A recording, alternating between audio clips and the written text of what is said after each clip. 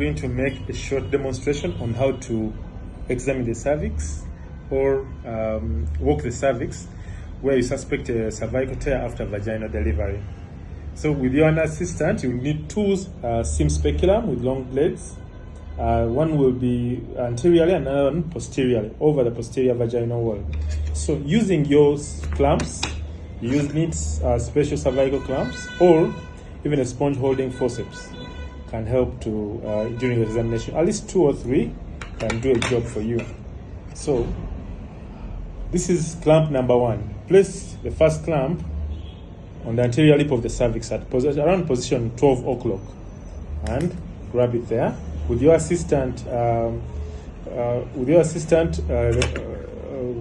giving a good visualization, you'll use the next clamp at around position 3 or position 2 and then examine that portion of the cervix. If there is any tear, identified tear, you can clamp it. If you don't identify any tear, you move the first clamp to around position around 5 or position 6 and then examine that portion of the clamp with your assistant using the seam speculum to give you good vision. And if you don't identify any tear there, you again continue walking the cervix and then move the second clamp to around position 8. Then if you identify a tear, just like in this case, we have a tear at position around number 9. So you identify this tear, ensure examine to find out whether it's bleeding. Number 1, can you see the apex? Like in this case, we can identify the cervix. If there is any active bleeding around the apex, you can use one clamp to clamp the bleeder.